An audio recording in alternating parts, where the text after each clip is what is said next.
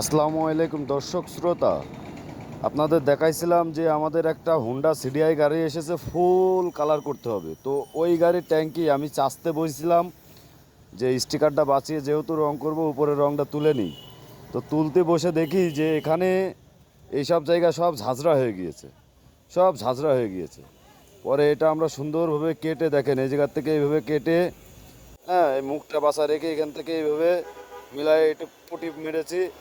আবার এখান থেকে এই জায়গায় ডিস্টার্ব ছিল, এখানেও পটি মেরেছি, এখানে ডিস্টার্ব, এখানে পটি, এই পাশেও সেম। তো অরিজিনাল স্টিকারটা যতদূর বাসায় রাখা যায় ততদূর বাসায় রাখলাম। শুধু এই জায়গায় হুন্ডাটা আমরা রং দিয়ে তৈরি করে দেবো ইনশাল্লাহ। তো যাদের ট্যাঙ্কি পচে যাচ্ছে তারা আমাদের সাথে যোগাযোগ করতে পারেন। এই দেখেন তলার সাইড এইভাবে কেটে, একদম ফুল কেটে ওইভাবে কাজ করা হয়েছে।